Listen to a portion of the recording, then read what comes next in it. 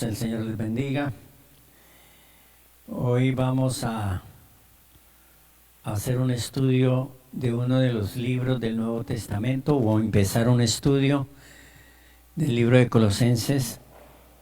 Hemos estado estudiando todos los miércoles el libro de Deuteronomio, o mejor, hemos venido estudiando desde el libro de Génesis y ya vamos en Deuteronomio, y lo hemos venido haciendo de manera expositiva.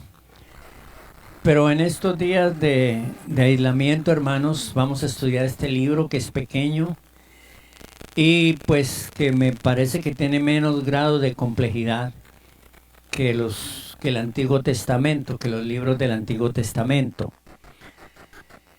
Entonces vamos a abrir en el libro de Colosenses, y para empezar este estudio vamos a pedirle al Señor que nos bendiga, que nos ayude, que nos hable, que nos edifique.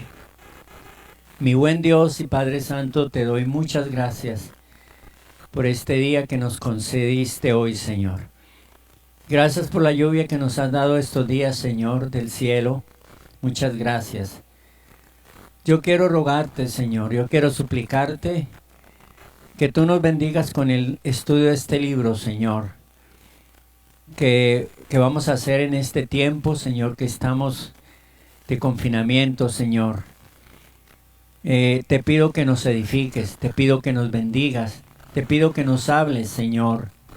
Te pido que abras nuestra mente y nuestro corazón, nuestro entendimiento por tu santísima palabra, Señor del cielo. Te doy gracias, Dios, por tu pueblo y tus hijos que están allá en sus casas, Señor. Fieles, Señor, esperando este culto, bendito Dios. Bendígalos, mi Señor. Bendígalos, Señor, de manera especial.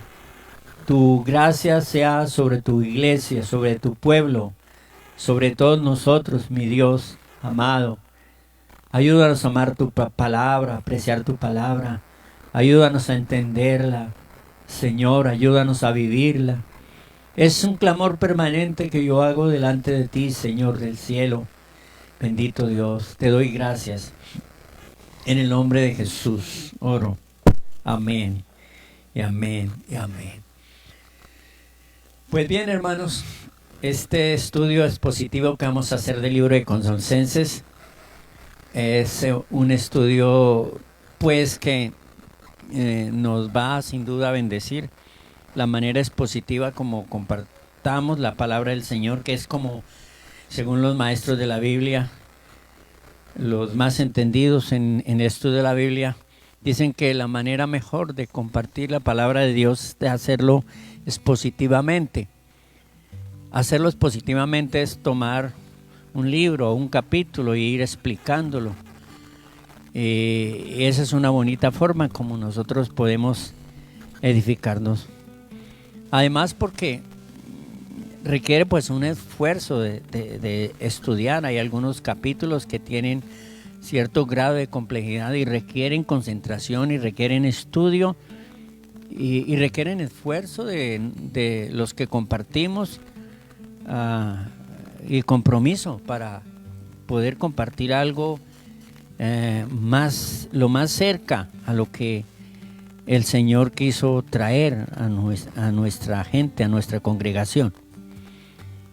Y porque pues asimismo yo como siervo del Señor que hago el estudio me edifico y edifico al pueblo del Señor. Además porque es un mandamiento en la Biblia, en la palabra del Señor, como dice por allá Pablo en el libro de los Hechos, el capítulo 20, porque yo no he rehuido enseñaros todo el consejo de la palabra del Señor. Esa es una bonita meta, enseñar todo el consejo de la palabra del Señor. Es decir, pues todos los libros y pasajes que más podamos compartir. ¿Pero por qué? ¿Por qué vamos a estudiar Colosenses? ¿Por qué lo vamos a estudiar?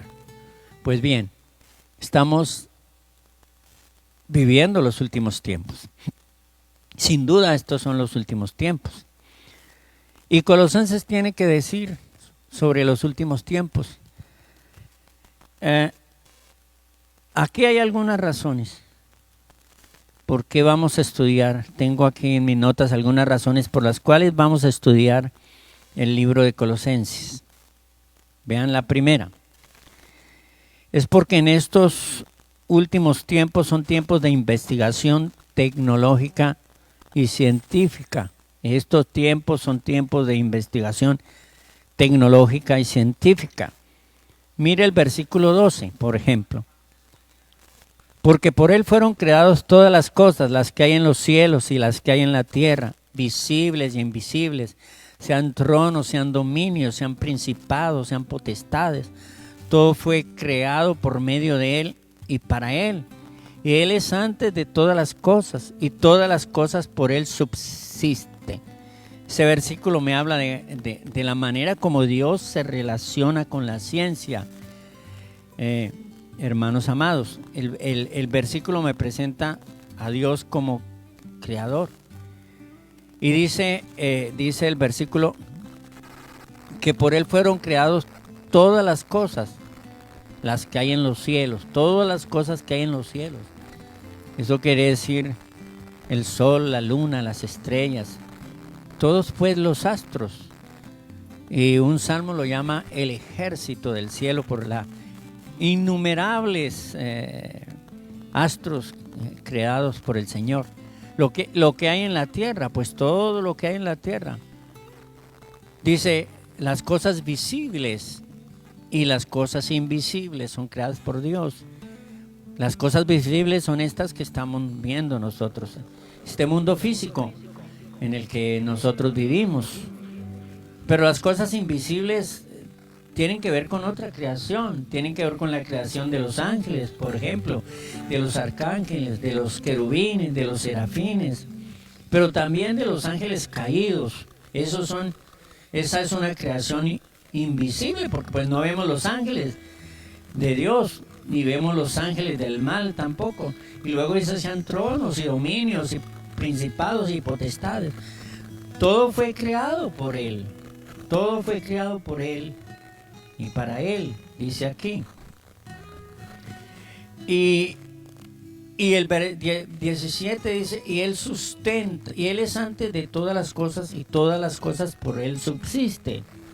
Es decir, este pasaje anula el pensamiento o la doctrina de los testigos de Jehová, por ejemplo, que dicen que el Señor es parte de la creación, que Jesús es parte de la creación, Él es antes de la creación. No tiene principio ni fin, hermanos, porque Él es Dios mismo, porque Él mismo creó todas las cosas, dice Juan capítulo 1, versículo número 1. Además dice que Él las sustenta, Él sustenta todas las cosas, Él las crea y las sustenta. Los sofistas como Sócrates, por ejemplo, decían que sí, que Dios creó el universo, que Dios creó el mundo, ¿cierto? Pues el universo, pero que Dios dejó todo ahí y se ausentó, que lo que hoy se preserva del universo es un asunto natural. Pero aquí la palabra del Señor dice que Dios sustenta su creación. La lluvia es una muestra de la sustentación de Dios por la creación. El que la tierra produzca la hierba y produzca fruto es una manera como Dios sustenta, hermanos, la tierra. Pero aquí hay dos tipos de creación. La primera creación es la creación del mundo. Génesis capítulo 1 dice, y es interesante ver cómo empieza el relato de la Biblia, la palabra de Dios. Empieza diciendo, en el principio creó Dios los cielos y la tierra. Dice, en el principio creó Dios los cielos y la tierra.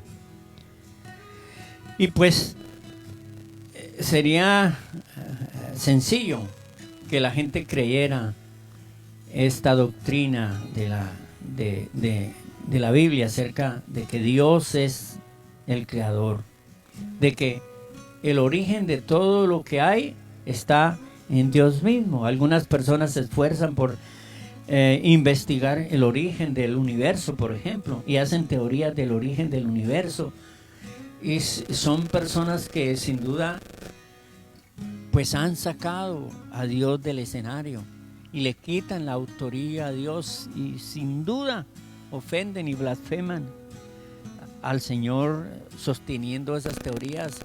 Romanos dice de ellos que se envanecieron en sus razonamientos y su necio corazón fue entenebrecido, que profesando ser sabios se hicieron necios, dice la Biblia, es decir, creyeron ser intelectuales, inteligentes y crearon todas estas teorías, ¿no es cierto?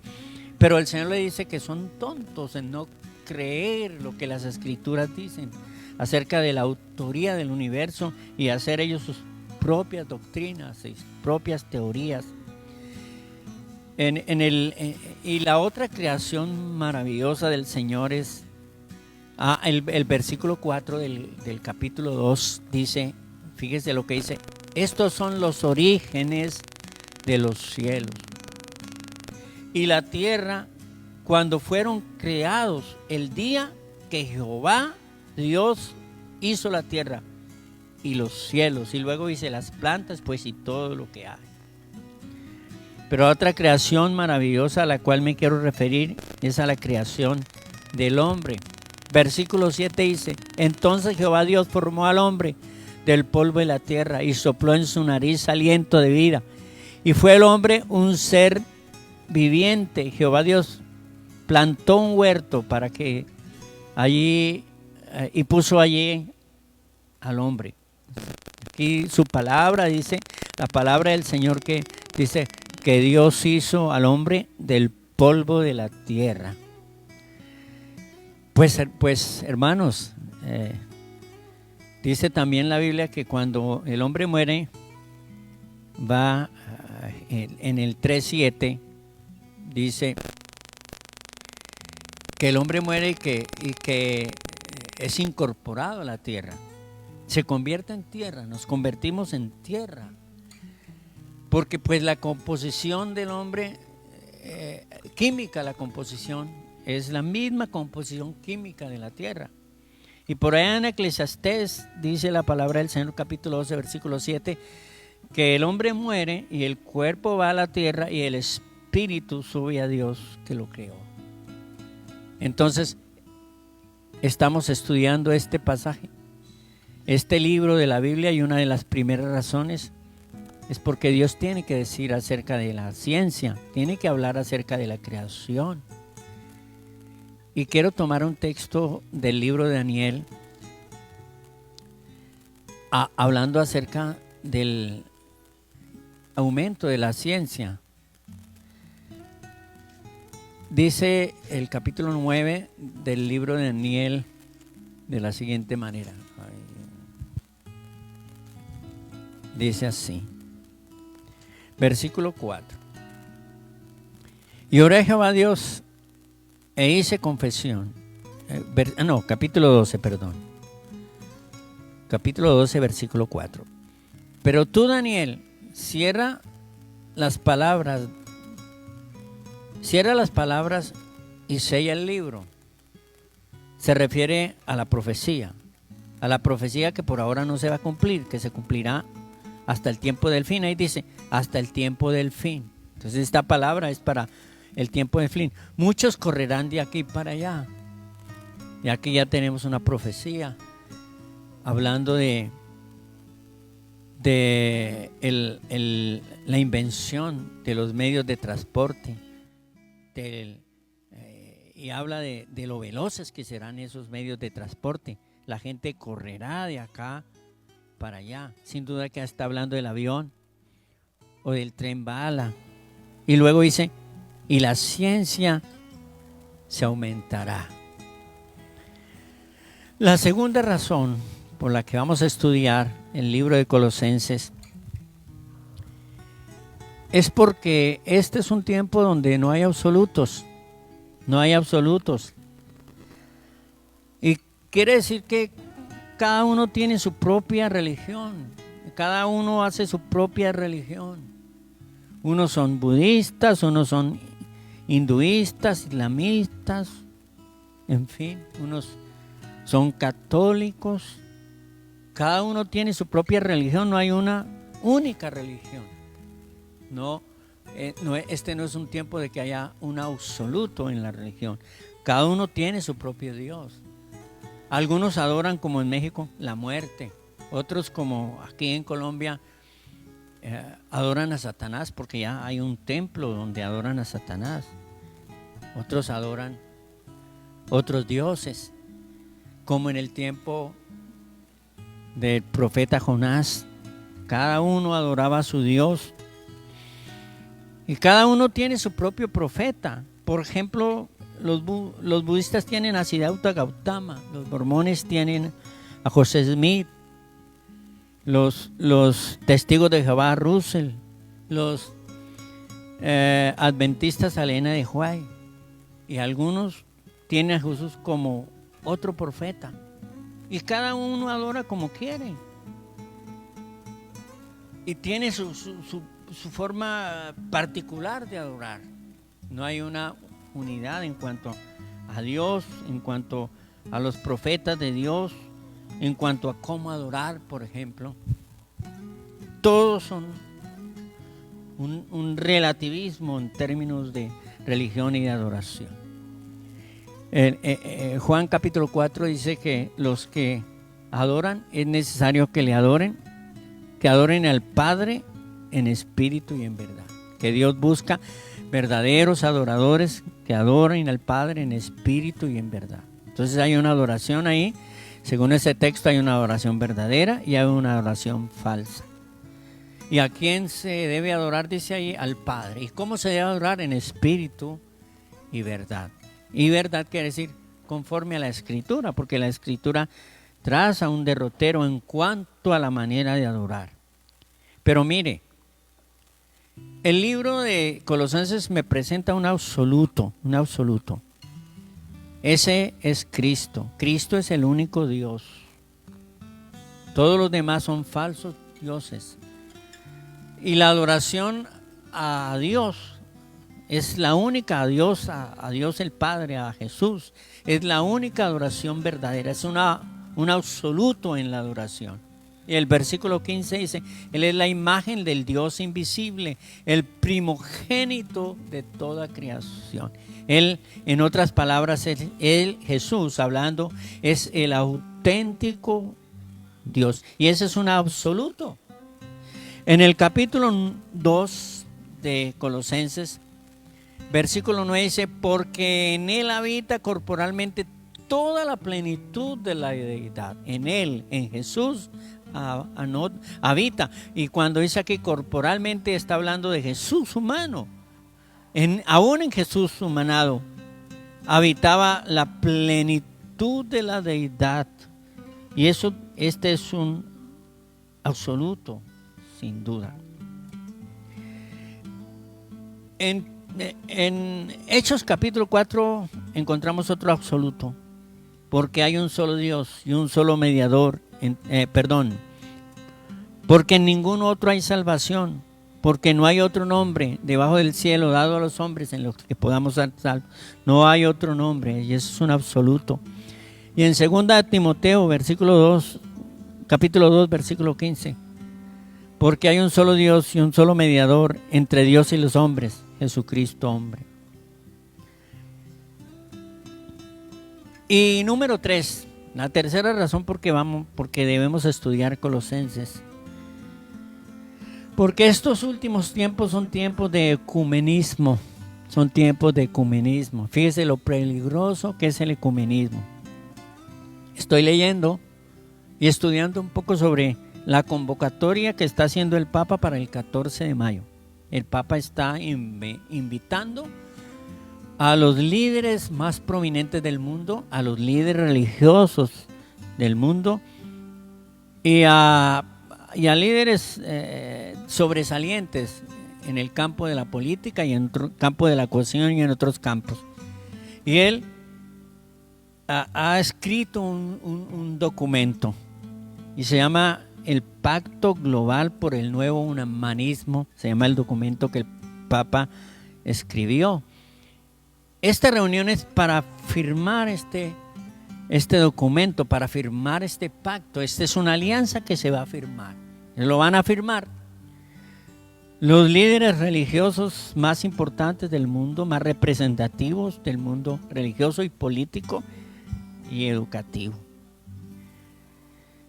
Hay ya acercamientos entre las religiones y el Papa. Por ejemplo, en febrero del año pasado, el Papa visitó Arabia Saudita y se reunió con el rey de Arabia, Abdullah Aziz, y me causó impacto saber que el Papa entró a la mezquita, la mezquita más grande del mundo, que tiene capacidad para 4,000 personas. Entró al templo con el rey de Arabia y los dos adoraron en ese templo. Y personas, líderes prominentes del mundo religioso han estado hablando con el Papa, y personajes de la farándula han estado cantando en el Vaticano. Así que hay un acercamiento al Papa, pues, a esta religión católica mundial. Y fíjese que el Papa es una figura mundial. Es el líder religioso en el Vaticano, pero también es el líder político. Tiene un gran poder de convocatoria el Papa. La idea es tener una religión en común, una iglesia única. Pero aquí Colosenses habla contra el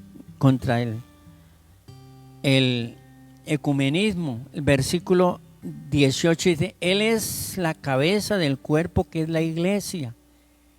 Él es el principio, el primogénito de entre los muertos, para que en Él tenga toda preeminencia. Jesús no puede ser la cabeza de una iglesia que está conformada por muchos pensamientos religiosos, una amalgama de declaraciones doctrinales religiosas. No puede ser. Él es la cabeza de su iglesia.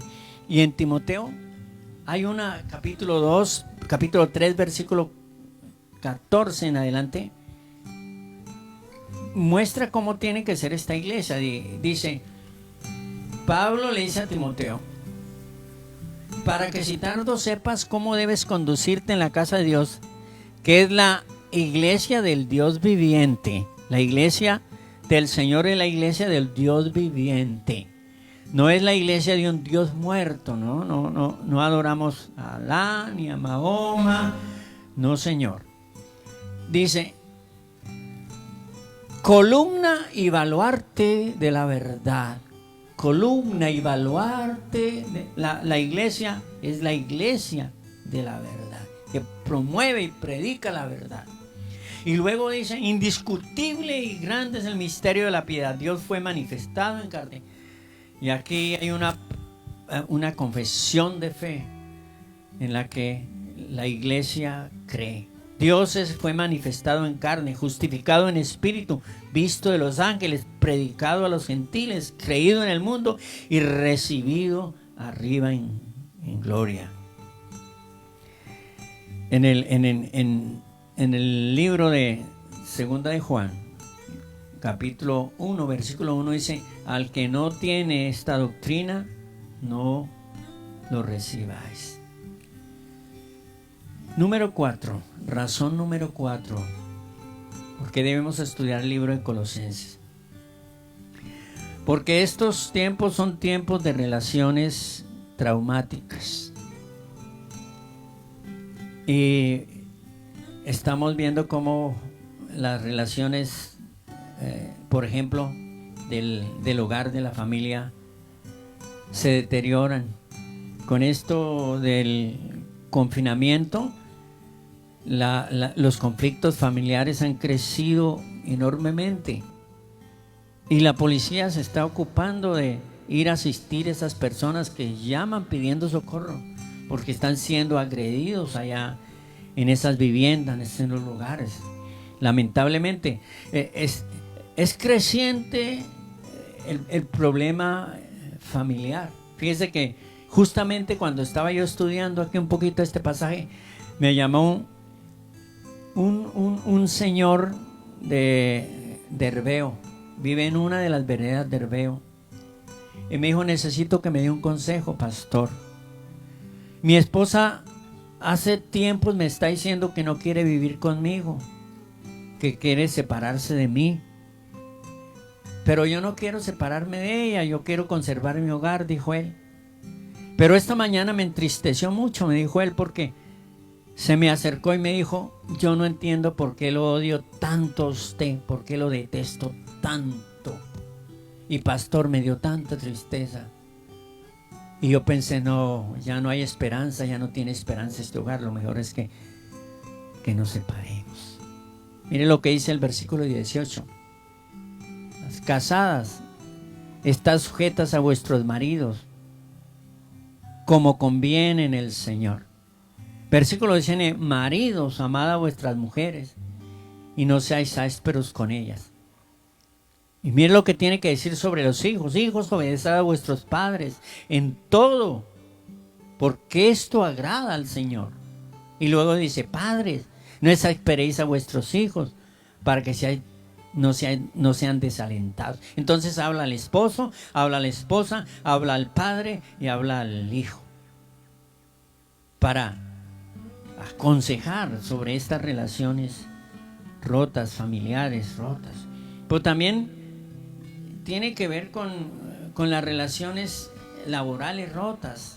Por ejemplo, versículo 18 dice: siervos, obedeced en todo a vuestros amos terrenales, no sirviendo al ojo, como los que quieren agradar al hombre, sino de corazón sincero, temiendo a Dios. Y luego dice: y todo lo que hagáis, hacedlo de corazón, como para el Señor, no para los hombres, sabiendo que del Señor recibiréis la recompensa, la herencia, porque a Cristo el Señor servís. Y sin duda, cuando estudiemos este pasaje más a fondo, nos vamos a enriquecer con todo lo que estos versículos nos puedan, hermanos, enseñar. En el número 5, la razón número 5, estos son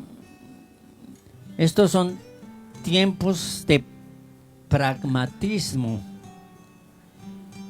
Es decir, el hombre procura buscar algo que pueda producir un cambio en su vida, que traiga paz, que le dé felicidad, que le traiga tranquilidad.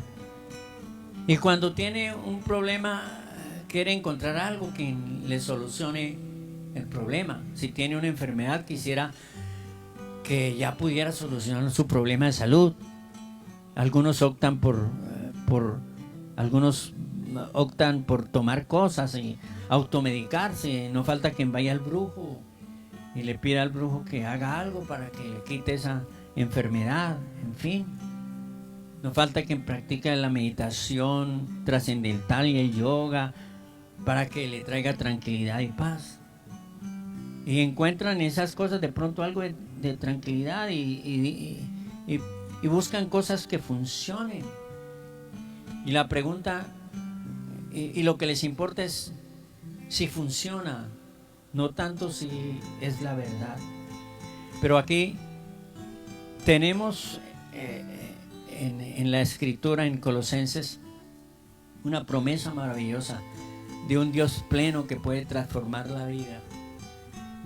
Dice el capítulo 2 del versículo 10, dice, y este versículo es hermoso, subrayalo en su Biblia, dice: vosotros estáis completos en Él, no falta nada. Dice,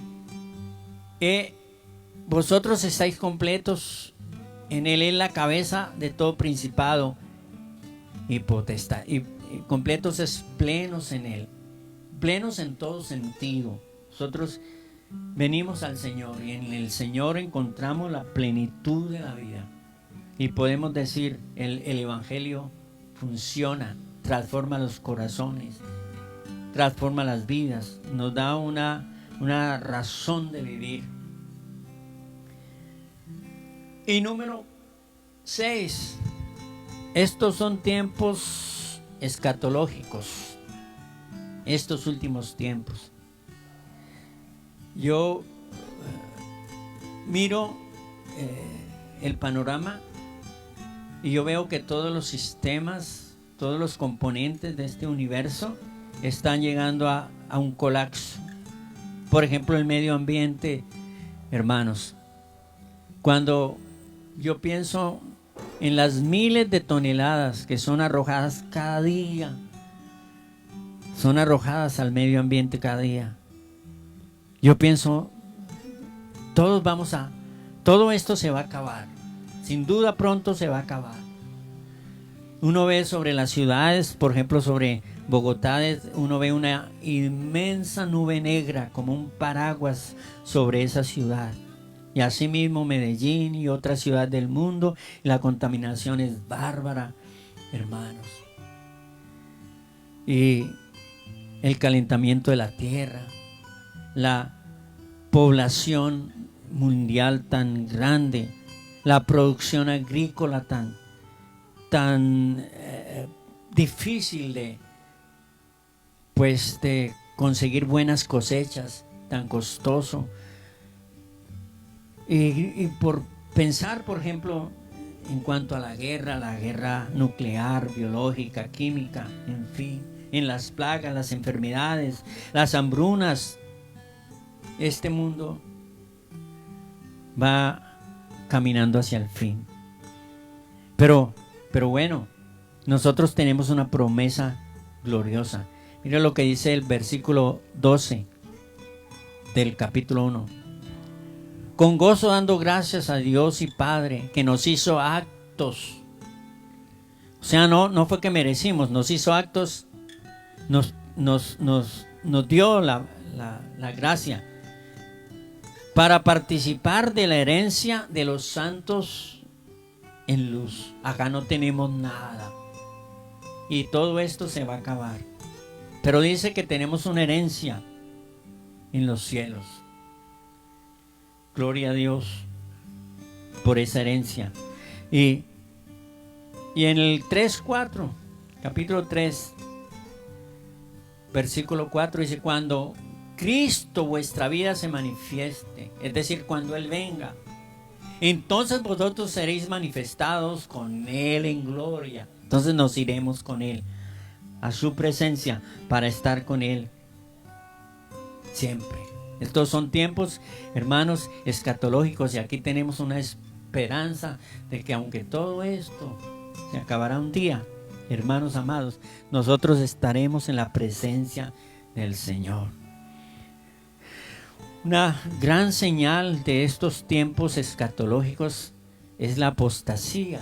Y el versículo 8 dice: y esta es una señal que a mi modo de ver muy pocas personas le están poniendo atención. La apostasía rampante que está permeando la iglesia del Señor.